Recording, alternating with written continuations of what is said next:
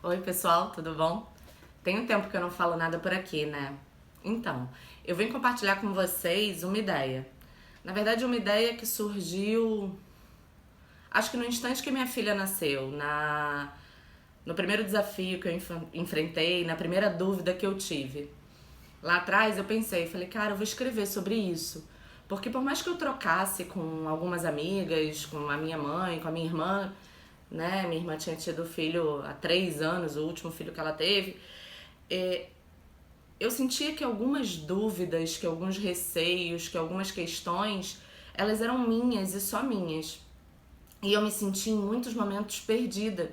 E não necessariamente escutar a solução dos outros ou a abordagem do outro era o que me tranquilizava.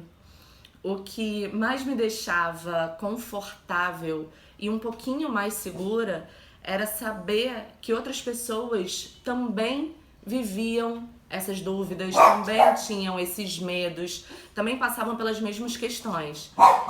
Pode parecer egocêntrico, mas saber que as pessoas eram humanas e normais e que tinham falhas trazia liberdade para que eu pudesse caminhar, né, na minha maternagem, no que eu entendia como sendo bacana. Não era a solução do outro que me deixava segura por, a partir daí, ter uma ideia do que fazer com a minha filha. Era saber que o outro tinha dúvidas que fazia com que a minha maternidade fosse real e se tornasse promissora, né? Capaz de dar certo. Porque se o outro tinha dúvidas e inseguranças, eu não era uma aberração, eu era mais uma mulher.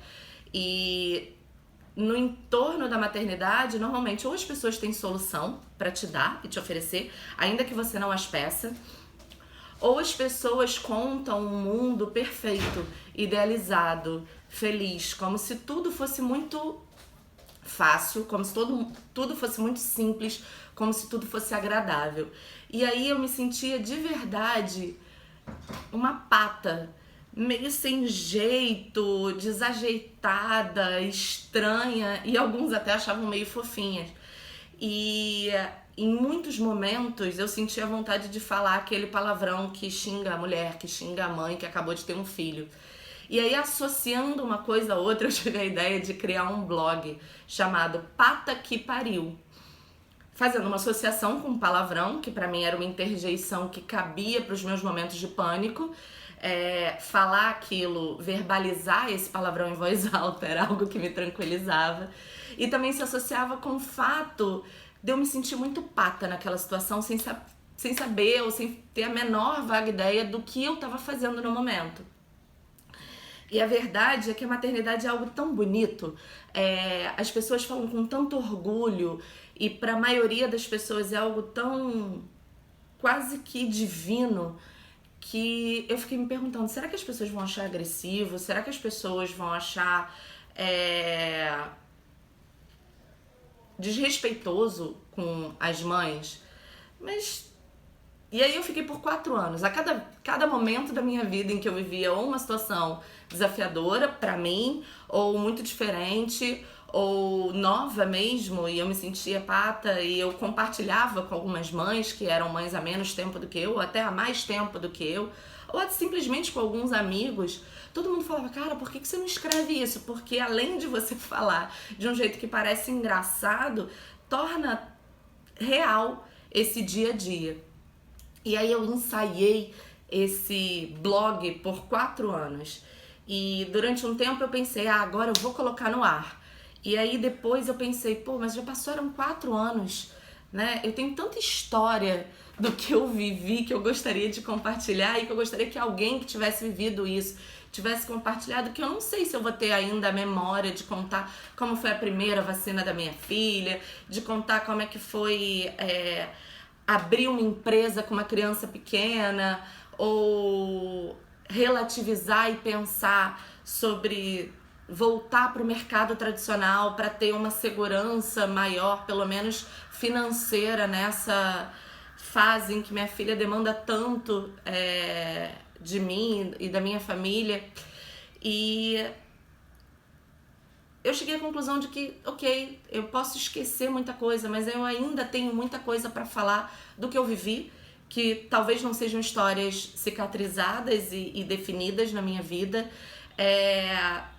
Eu tenho coisas que eu ainda vou viver, eu tenho coisas que eu ainda vou experimentar, e esse lugar que eu tô não é um lugar confortável pra mim.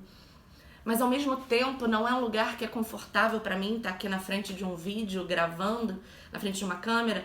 É um lugar em que eu quero estar, em que eu quero me desafiar a estar, porque eu quero falar disso. Eu quero trocar com as pessoas sobre isso.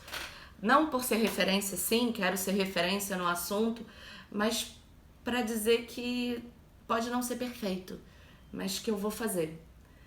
E é isso, gente. Tá no ar.